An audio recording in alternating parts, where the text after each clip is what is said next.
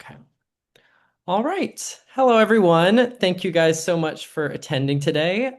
We have some lovely panelists in attendance today that will be able to, discuss further about the topic that you are all wanting to explore today. But we're going to be really focused on whether or not going to graduate school abroad is a good choice for you.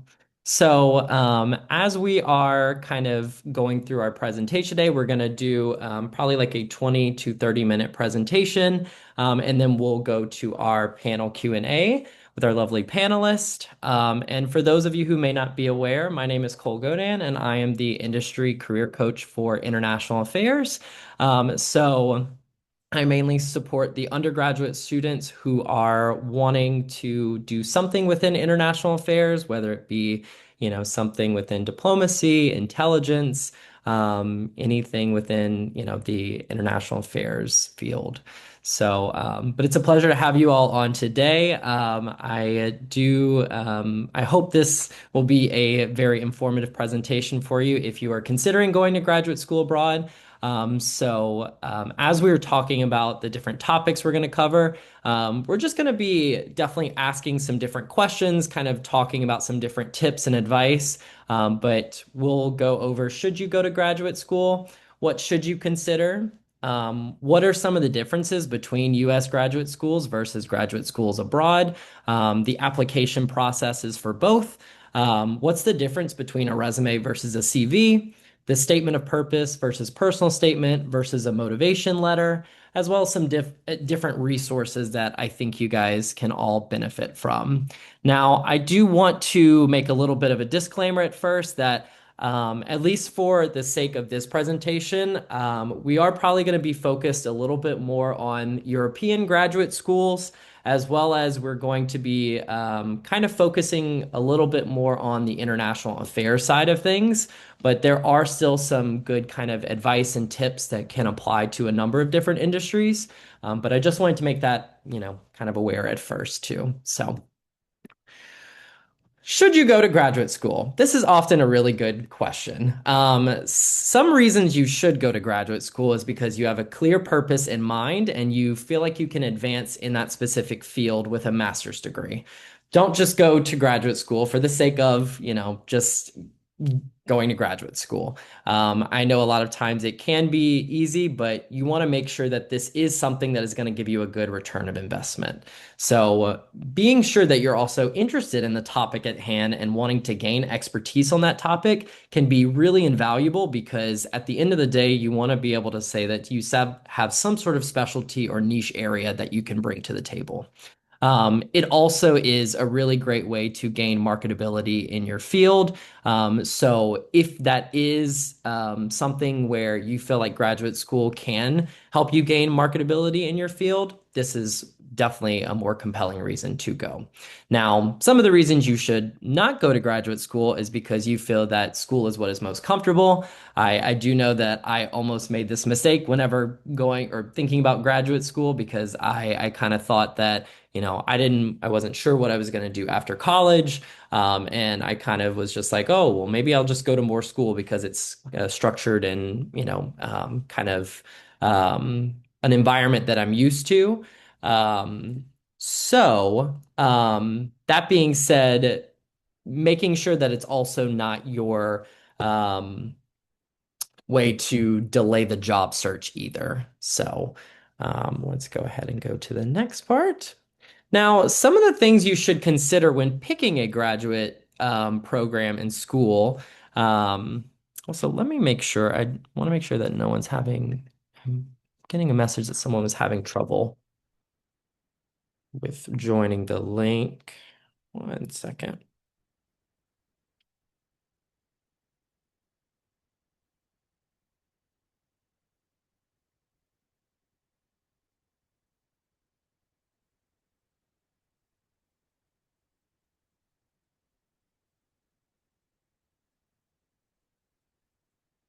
Okay, sorry about that.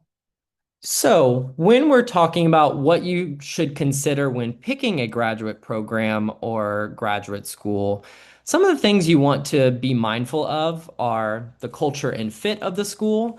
I oftentimes think it can be a really great way to look and see if there are, maybe similar people in your circles who have gone to this specific graduate school and see if like you connect with those individuals. So being able to see if they align with your values, your morals, and what you stand for is often a really great way to determine this. That being said, another thing that you want to always consider is the course curriculum. So when we're talking about actually looking into, graduate school, looking into the actual courses of that graduate program can be really beneficial to see if do you even like those courses? Are you passionate about them? Do they give you maybe an opportunity to do like a capstone or some sort of independent study that will allow you to kind of leverage that for future opportunities?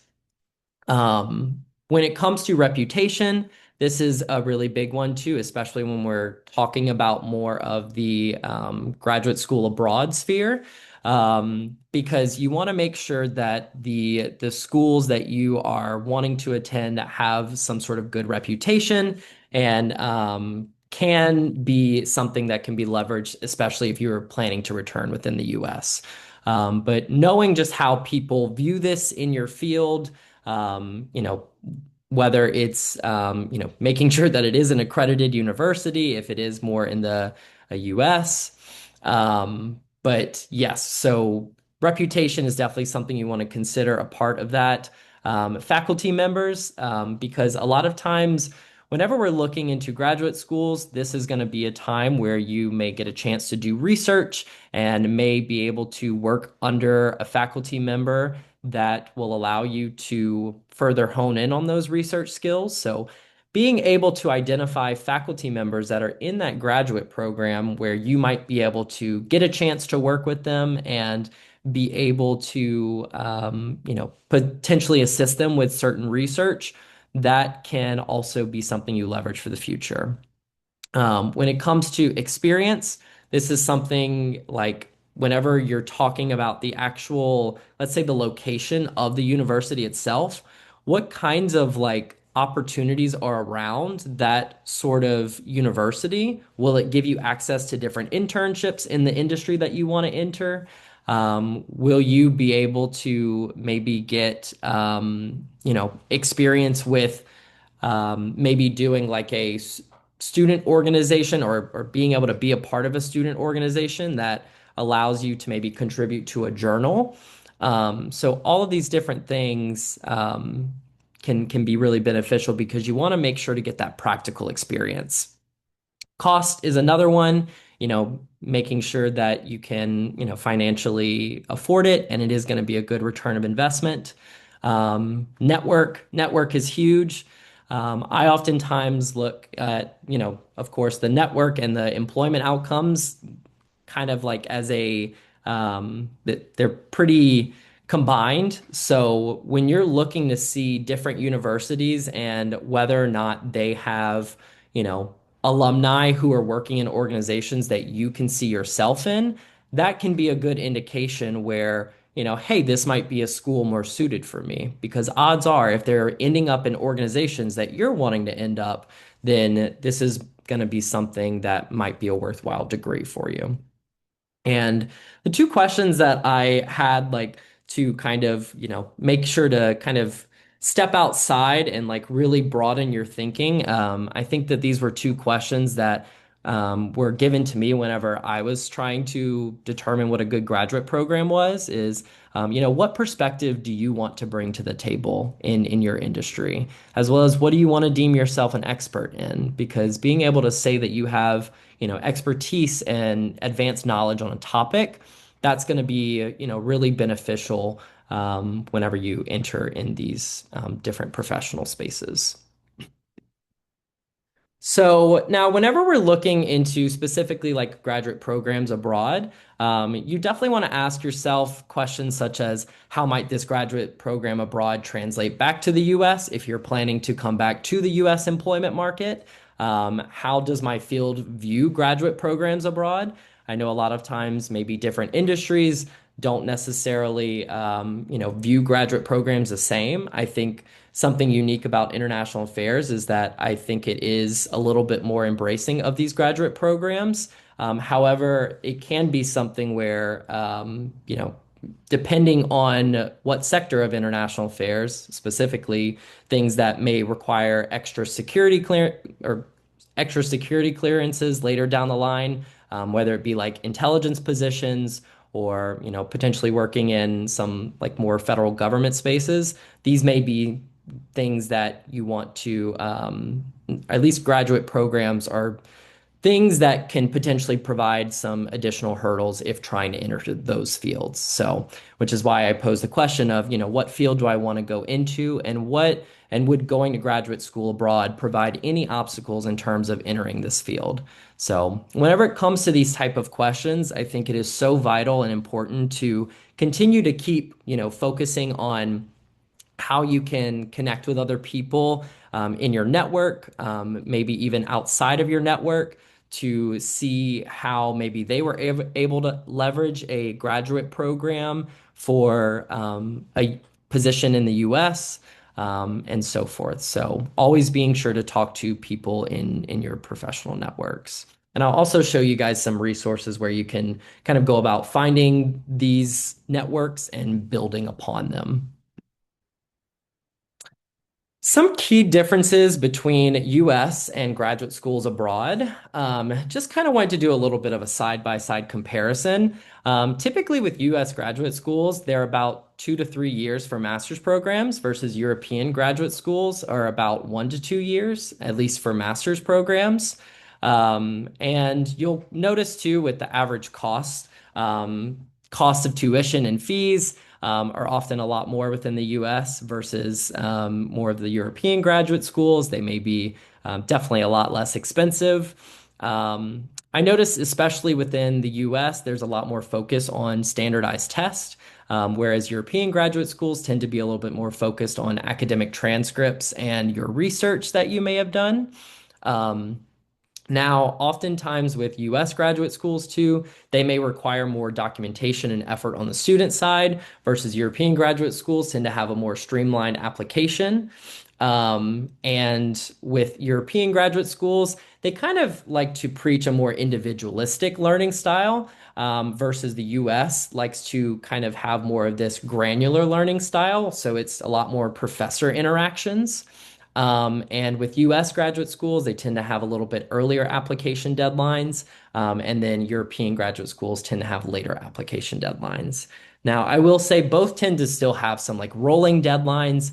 But I do think from what I've noticed is like European graduate schools tend to go further out with those rolling deadlines. So just some key things to take into consideration. Now, when we're actually talking about the processes, the application processes, there are some slight differences in terms of the materials that you may need to submit for both the US graduate schools versus graduate schools abroad. A lot of times, US graduate schools like to have require of you maybe things like personal statements, statement of purpose, oftentimes even like diversity essays, optional essays, and even writing samples. So a lot more focused on learning about you and, trying to figure out like a more, they tend to have a very holistic approach on admissions. So when we're looking at those different essays, they're also they typically require you to submit your transcript as well as letters of recommendation. A lot of times, what we want to recommend is having about 1 to 2 academic references versus one, and maybe having one professional. Being able to have like that. Seeing both sides, both you as a student and a professional, can be really beneficial. And a lot of times, graduate schools may require the GRE or other standardized test, and may also require application fees. So, but yeah. Now, when it comes to European graduate schools, they tend to be a little bit more. or not as focused on having a ton of different writing materials. So there's oftentimes maybe like a statement of purpose and motivational letter, as well as a CV or resume, maybe some writing samples along with your letters of recommendation, and transcript and application fees. So that's just something I've noticed just a little bit in terms of what they require of you.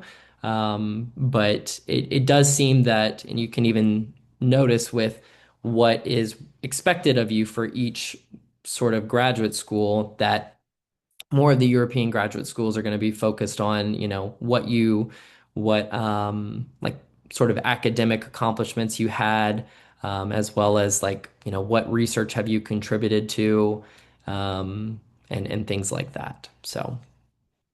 But I know too that we kind of mentioned just some things in terms of like resume versus the CV.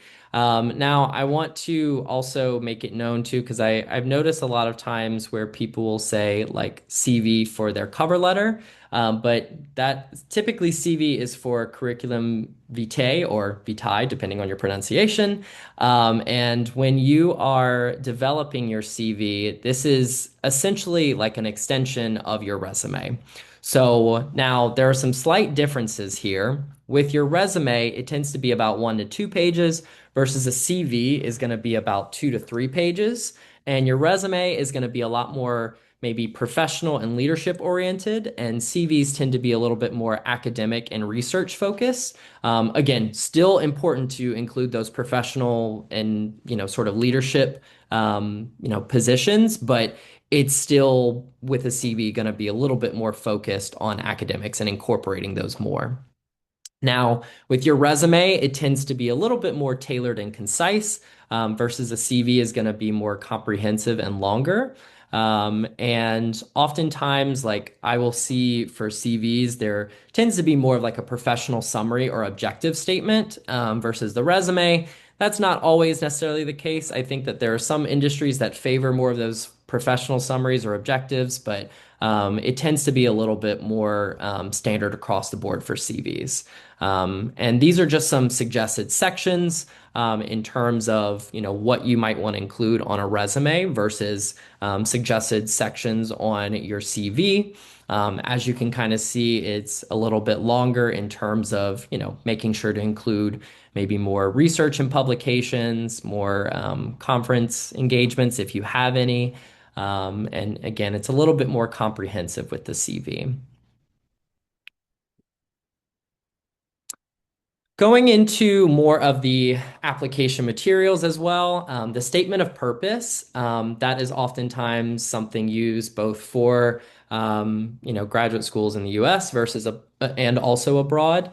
The number one tip that I want to encourage you all to do is to follow the prompt and be specific.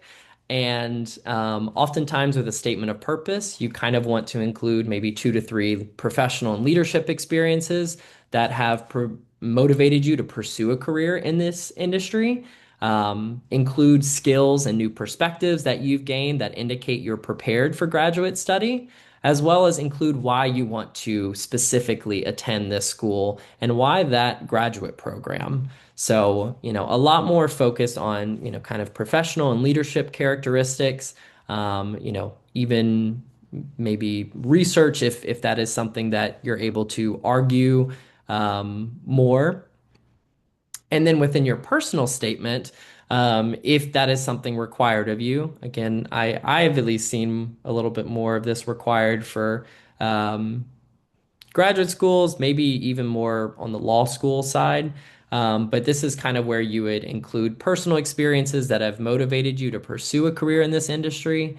You want to make sure to highlight your character and your values, bringing up specific challenges or obstacles along the way that may not have even necessarily been professional, but they may be personal to you that end up intersecting with your professional life, and indicating why you want to attend this school and why that specific graduate program.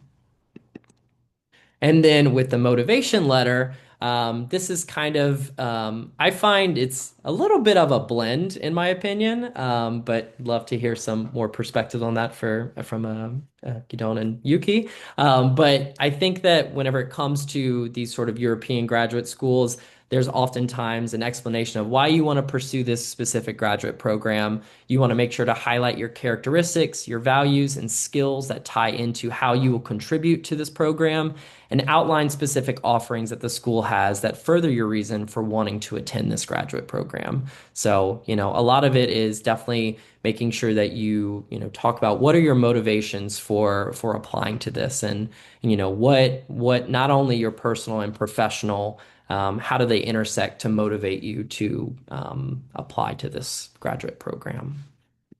I will be sure to send out some of these resources, but as you all know, I do think that if you have visited our Center for Career Services, I hope you guys know that like we all are here to support you, and we can definitely support you on your application materials as well as help you to identify strategies to keep building your network and help with these sort of questions that you may have along the way. I do think when you're applying to different graduate schools, admissions advisors are going to be your best friends because they oftentimes can give you a sense of what this graduate program is like and maybe help you answer questions about what makes the school unique. But it's so important to continue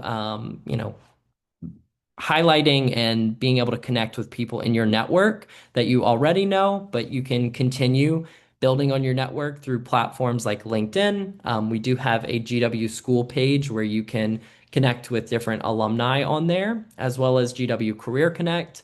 I will make sure to send this specific platform out to you guys because it is so awesome and it's a purely like only at GW sort of platform where you can connect with other GW students and alumni. So that way you can talk to other people who may have done different graduate programs abroad and see how they were able to leverage it. And in terms of different graduate schools too, I want to make a big mention of an organization called APSIA. One thing that is really cool is it has like a pretty comprehensive list of international affairs and public policy programs, both in the US and abroad. So it's a very exhaustive list. I'll click on it just for a moment so you guys can see.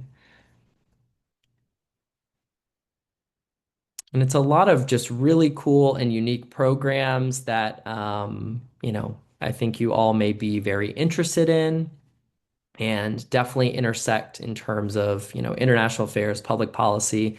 There's also some environmental and kind of like security programs. Um, so yeah, I would definitely check out some of those. Okay, let me go back.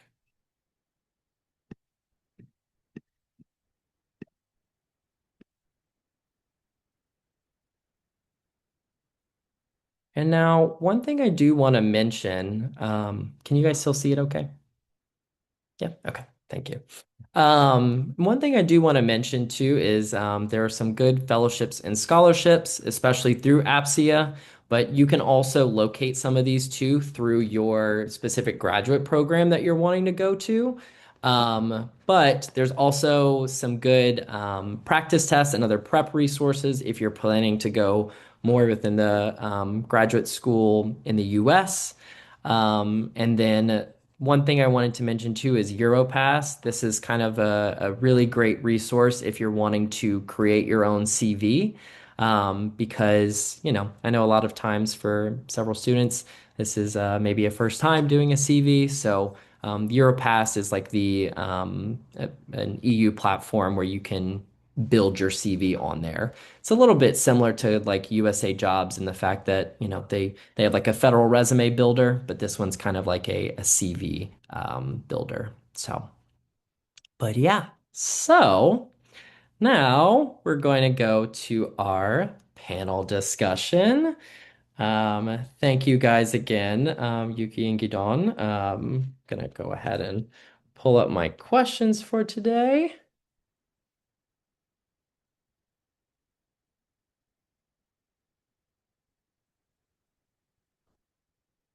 Okay. You guys wouldn't mind, just so we start off, if you wouldn't mind introducing yourself, and just talking about where you went to graduate school and what motivated you to apply to this school. And whoever wants to go first. I don't know how you want to continue. Okay, so then I'll go. Hi, my name is Yuki. I graduated from GW in 2008, and after I worked in government-ish bank in Japan for a few years, and after I was seconded to OECD, I don't know if you've heard about it, and that's where I started think it was for me it was a question of whether I go to grad school or I change a job. And at this time, I was luckily given the second job position to OECD. So I took that and I spent 3 hours thinking, what do I want to learn? Do I like this? So I went to talk to people who had good skills um, in terms of statistical skills or policy analytical skills, the field that I was interested in. And I asked everybody where I went to school. And the majority was Sciences Po in Paris.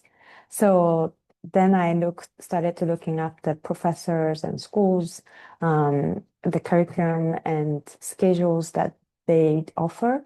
And with this, I decided to go to a school in Sciences Po in Paris. Thanks so much for this call. And you keep really good to hear that background, which because I know we had not met before. Appreciate being part of this. I'll say I feel like I wish I'd had this presentation when I was applying because I've definitely learned a few things that would have helped me when I was doing it. But my name is graduated from the Elliott School in 2016. I work now Ooh, here in breaking up just a London. little bit. Uh, Sorry. I'm at material. So we're a UK-based startup focused on are you able to hear me? Can you hear me, Cole?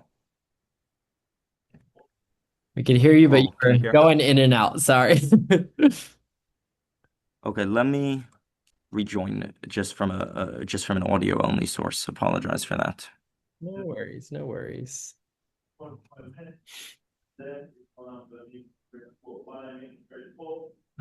Yuki, in the meantime, would you like to talk about a little bit about your current position and how did graduate school help you prepare for your current career? Sure. So I'm currently a policy analyst at the OECD. And how should I say? I'm working on the field of export credits, so where the basically it's in negotiations between members or members of the OECD who has export credit agencies trying to agree on what financial terms are um, market close to the market. So that's what I do. And before that, I was in a research position and working on industrial subsidies. Um, so what helped from my graduate school is in the OECD, I think most of the people are in a statistical or economist sort of a job. So even if when I was working on, let's say, outreach to particular countries, I will still have to read a document that is based on economic analysis, or sometimes the research all of a sudden becomes data-oriented jobs. Hmm.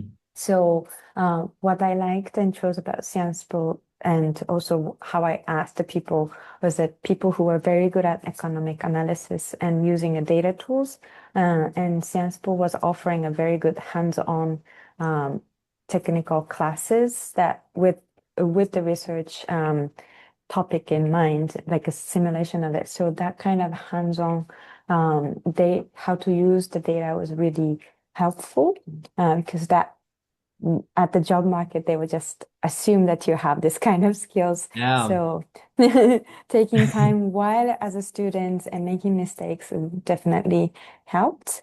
And I think Cole mentioned a little bit, I was asked writing sample when I applied for it, and I think what they were looking at, was the topic, whether I worked on a topic and whether I had the same visions in the research. So let's say if it is, because there's a lot of a politically sensitive topic, so if the person had a different view or not able to look at pros and cons, they would have a hard time adjusting in the work. So through the writing samples from the research I did in grad school, I think the hiring managers were looking at what I see, what I use, how I take the conclusions from the data, all sorts of things. So Yeah. definitely what you worked on during the school time was what the job hiring managers were looking at as well. And the Yeah. most importantly is network. It's network. I think 80% of the job hunting was networking. So Yes, thank you for yeah. sharing that. And I think that that's some really good advice in terms of, providing those writing samples that, especially if we're, entering the employment space, finding those writing samples that align with their mission and their values. And that's really awesome. So, Gidon, were you able to get back on? Yes, I think, are you able to hear me okay now? Yes, Okay, definitely. fantastic. Apologize. Well, luckily I look much better in my photo on the screen, so that works. But no, apologize for that. So I work Okay. now at Polymateria. We're a UK-based sustainable tech startup focused on biodegradable plastics. I oversee our global policy work, and I studied at SOAS, so it's a School of Oriental and African Studies in their School of International Diplomacy. Here in London. Primarily had chosen that I was doing work in DC at a think tank focused extensively on supply chains and oil supply chains, battery supply chains, rare earth minerals, with a heavy emphasis on competition with China. So this was a number of years, I think, before it's now entered into the majority of the conversation. But SOAS is one of the preeminent schools here in London focused on Asia, Southeast Asia. So had really wanted, I think, an intense program based on the Asia side of things. Um, I think also one of the things which I had been considering was I had wanted to spend a few years post the degree living in the country where I was studying. So since Brexit had occurred, the UK government had implemented what was called this graduate route visa. So if you do any degree, you get to stay for 2 years and work without sponsorship. So that was also, I think, one of the big, indicators for where I was going to go. I hold only US citizenship. So when I was looking for work after the degree, it was only a 1 year program, knew that I would have needed sponsorship. And I think some of the European versus the UK program, the SOAS school really stood out to me. I think maybe if I can also just touch upon the following question that I know you had asked Yuki as well. One of the other things that I really appreciated on SOAS, and I think a big difference I'd seen when I was looking at universities, was the European and the UK ones. The masters seemed to place a heavier emphasis on the academic side of things, where the masters almost was seen in some cases a bit like an MPhil, where it's like a precursor to a PhD. I chose GW for the practical applications and very much not, I think, the deep academic. And one of the things that I liked at SOAS were the degree I'd done, which was this master's in diplomacy, was an extensive side of things around practical training. So we had a UN module where we studied UN, programs, and then we had a multi-week long-running, UN negotiations. And in my role now, I've been spending the last 2 years essentially bouncing around the world at UN treaty negotiations for this global plastics treaty. And I think it's sort of remarkable how some of the coursework that we had done at SOAS, and it really even I did the Model UN for working stuff at GW as well. But really, I'm sitting in Geneva, I'm in Nairobi, we had negotiations in Busan, etc. It's very much similar. And I think that was a key thing where I didn't want to just be fully enmeshed in the academic study. I still wanted to carry on some of that practical coursework, which is why I had chosen GW in the first place. And so as did kind of allow that blend of the two. Awesome. Yeah, thank you for sharing that. That's really cool that you were, able to have that hands-on experience too. Like that, I don't know. That's awesome to be able to go to like Geneva and be able to, work closely with, people in the UN and get that hands-on experience. So, um, yeah, so I wanted to ask you guys, now when it came to you deciding between, going to graduate school in the US versus going to graduate school abroad. Why did you not want to go to a graduate school in the United States? And what advice might you have for students choosing between studying in the US versus abroad? Did I got this one? Yeah. Yeah, of course. Yeah, okay. So basically for me, I backtracked from where I wanted to work to where I go for school. So my thinking was I wanted to go to either Geneva or um, Paris-based international organization or in London, and then thought about what I didn't think about is the job market in each country. But so I backtrack from where I want to go and closer. My time was still before COVID, so it was pretty much networking was by in person done in person.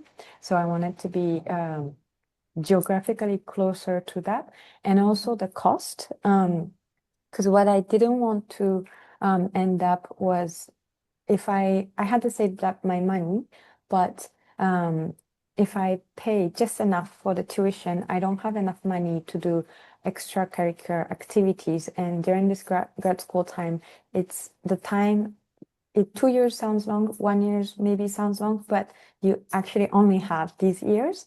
And that's the time I wanted to attend these different trainings or take time to do trip offered by schools or pay more expensive.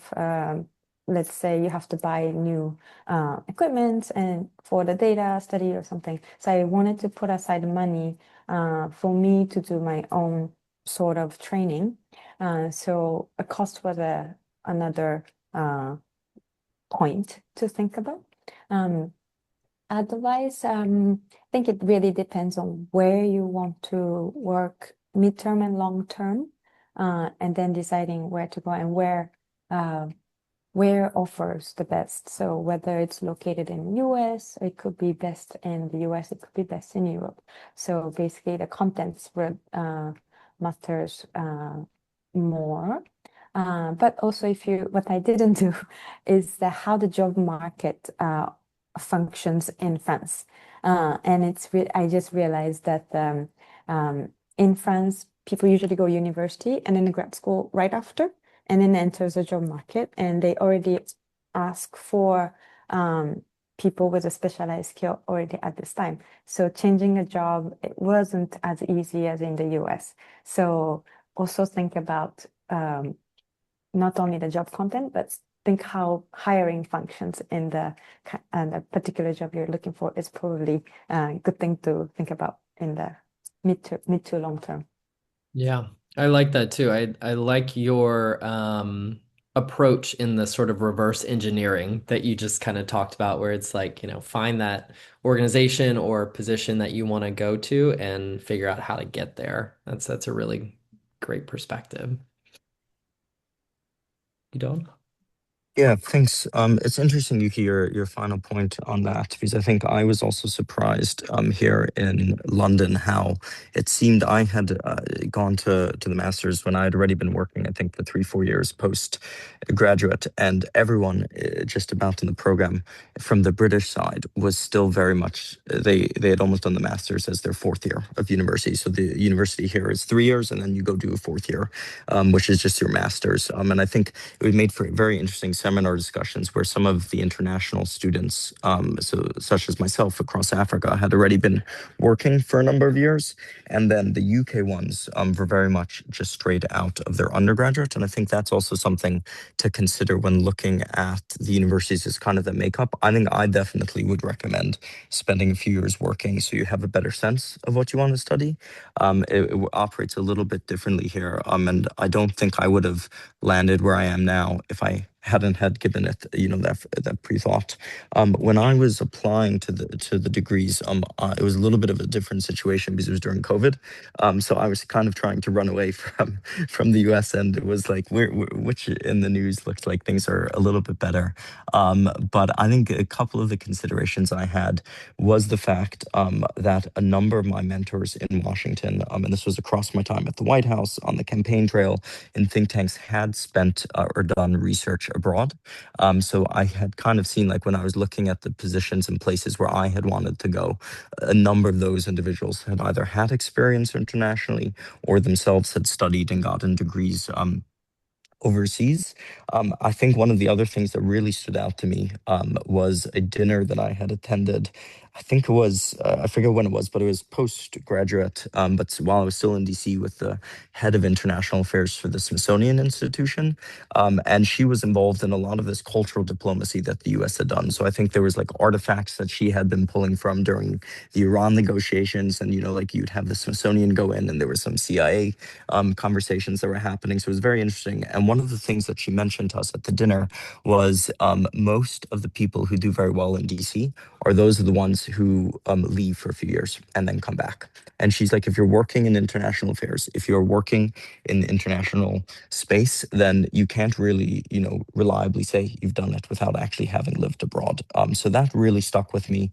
I think one of the points that Cole had made in his presentation around, being aware of just your career paths considerations was something that I had to think about. I know in the intelligence path there is a risk if you spend too long overseas or perhaps in a list of countries of concern, you may not be able to get certain levels of clearance. So that's definitely something to keep in mind.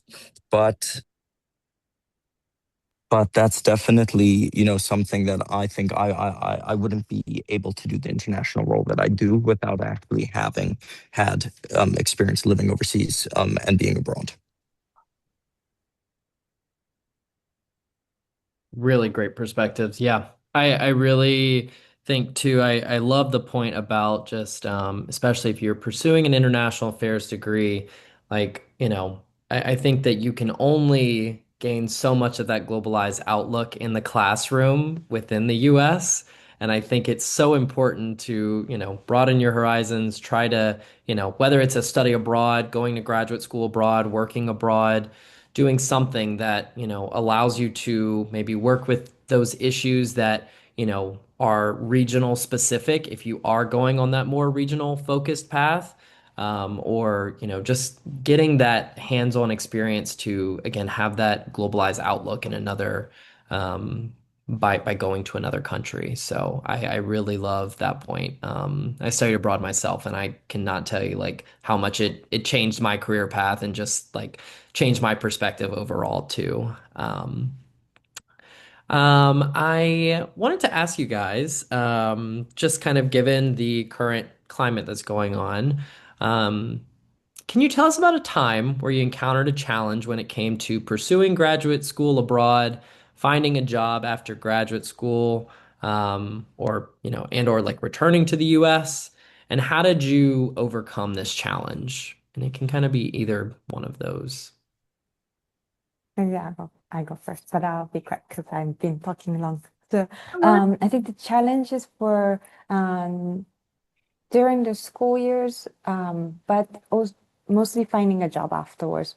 My program was 1 year, so almost I needed to find a job right after. And since I've been in France that time already in for 3 years, so I had my starting to develop a contact. But my classmates who were just arriving in Paris for the school and finding a job at the same time, it was really challenging. Um, how to overcome it is contacting people, and we share the contacts with classmates because you can only contact so many people with one person, and some of them could be not helpful, and some of them can be helpful for some others. So we really helped each other, sending contacts we know who, that connecting. So that really helped. So it was really for my challenges, it was more people-oriented solutions to Yeah. Yeah. Thank you. Yeah, thanks. I think the biggest challenge was really the job hunting afterwards. I think regardless of where you're doing it, job hunting can be so demoralizing. And that's made even more so when you have the additional challenge of visas to play around with. So I knew when I had gone that I had some idea that I was, I wanted a degree that would allow me to stay in the country at least for a couple of years. I've now been in London for 5 years, so it's, I think, longer than I had initially thought I was going to be here for. But I mean, I love it. And part of it is just, it's the constant push where each no you have to put in a silo where it's not actually affecting, I think, the rest of them, right? Where it's like, you have to constantly be pushing, you have to constantly really try to see what is possible. I think one of the things with London, and hopefully it's not like this in Paris, Yuki, for you, but London, from the expat experience, and I've had this from all of my friends, whether they're from Lebanon, from Mexico, other American friends as well, who, London kind of wears you down. And it's like the first year is always the hardest, where like there's issues around housing, and there's issues around, is the landlord going to rent to an international student? And I have to figure out how, I can get my payments to the school and all these different things, and they're not taking US credit cards. I have to get a different thing, to just figuring out, where exactly do I even apply for jobs. So I think one of the things that was interesting here was recruiters are a heavy role, or play a heavy role even in senior positions in the UK and in London, which was not really the case that I had seen when I was in DC. So I think it's like navigating that whole space, really understanding the different challenges, and then, I mean, at the end of the day, it's constantly just having to push forward to say, is this really what I want? And am I able to commit and persevere through it? Yeah. Those are some really great points. Thank you.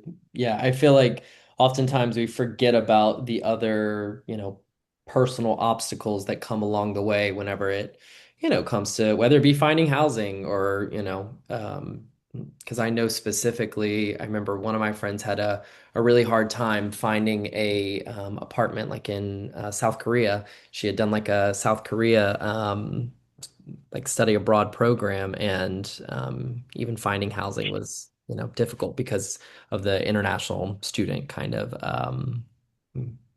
I think there was a depending on the landlord, they may think differently. So if it's okay with you guys, I want to, just for sake of time, maybe take one or two questions from the crowd, if that's okay.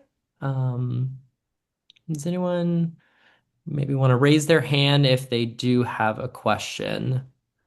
And you can feel free to unmute yourself and if anyone does have a question.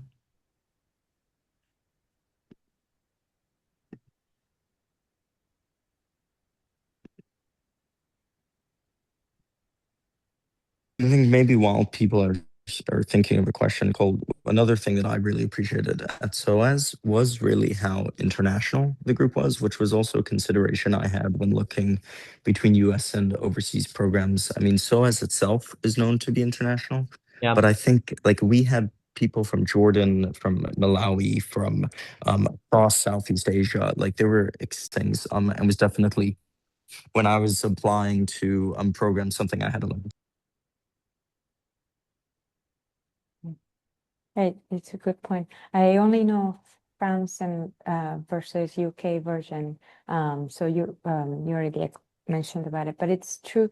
I think I'll stress it for PhD. If anybody's thinking about PhD, make sure to pick the one that is meets that is, how to say, recognized as the criteria for PhD, because mine was more practical ones, mixing between the French style and American style, and this wasn't how to say, this wasn't recognized as a prerequisite for PhD, and some of them have to do one more year to be counted.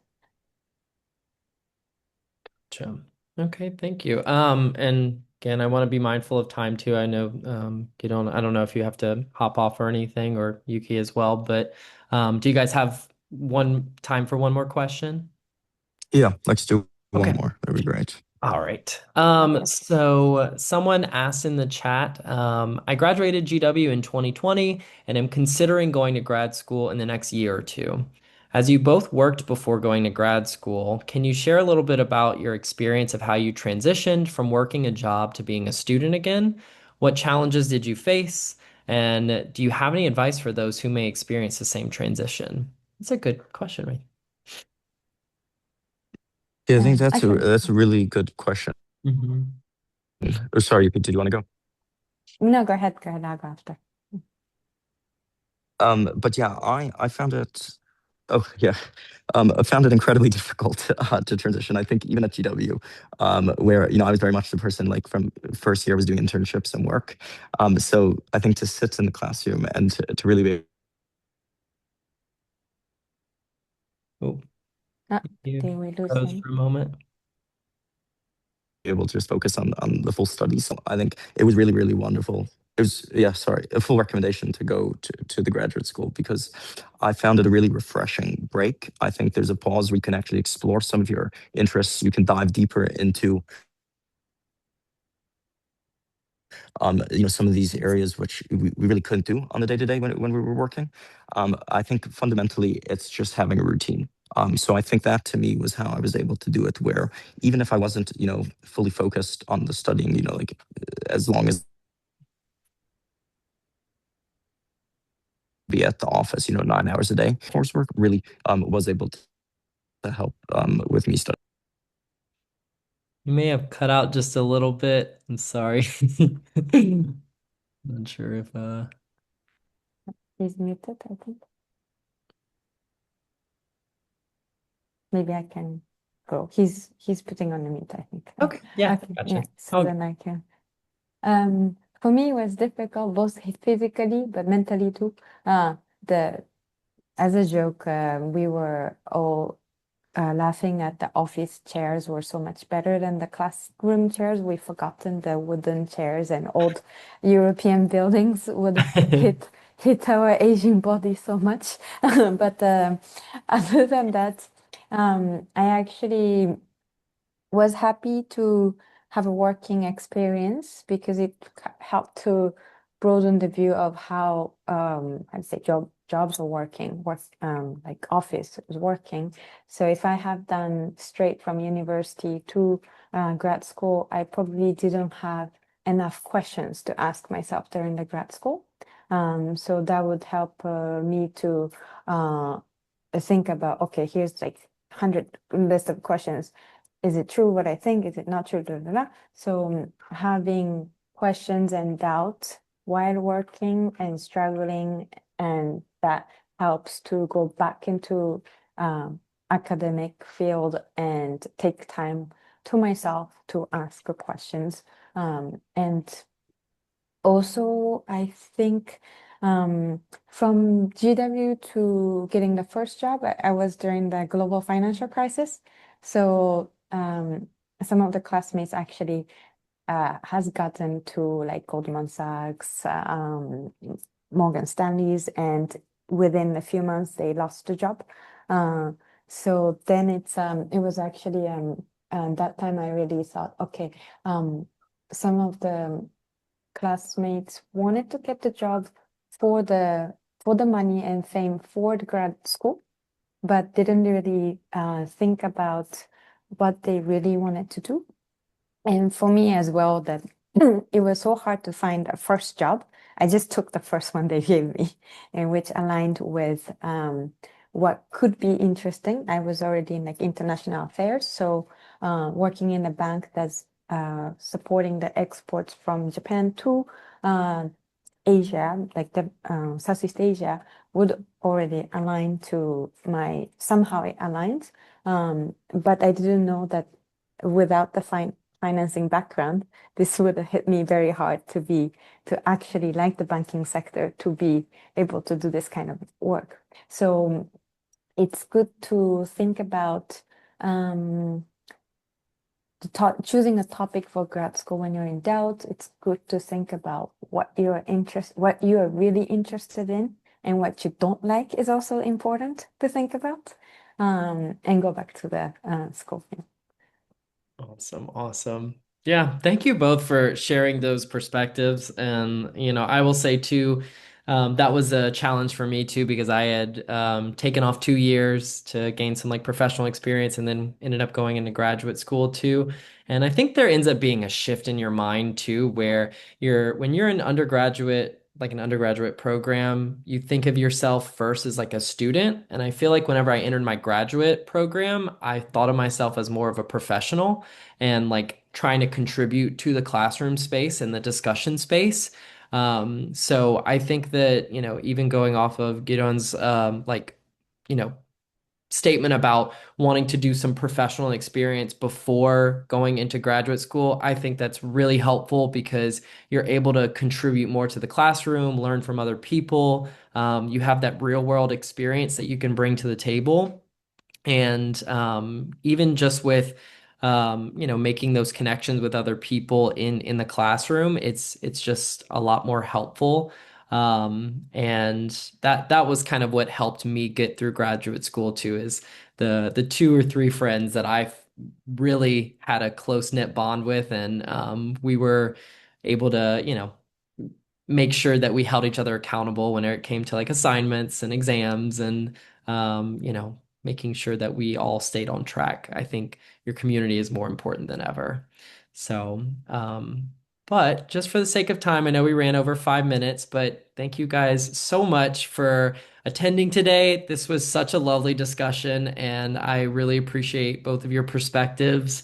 I did send out y'all's LinkedIn's if it is okay for students to reach out if they need to. But yeah, just thank you so much again. I know that your wisdom and both of your insights are going to be incredibly helpful for the students that are considering going to graduate school abroad. So, and thank you all to the people who attended as well. Great. Thanks so much, Cole. Yeah, no, I definitely appreciate being part of this, and I apologize for the cutouts. But if any of you Great. have further questions, feel free to reach out on LinkedIn. I'm more than happy to chat further. Yes. Same for me. Thank you so much. And Thank you. call me or contact me anything. Yeah. Awesome, awesome. Yeah, I think also with when it comes to these like virtual webinars too, there's always going to be some kind of tech issue. So, but I think this was a really great event. So thank you guys again. Alrighty, well, I'll go ahead and stop the recording, but all of you guys have a lovely rest of your day and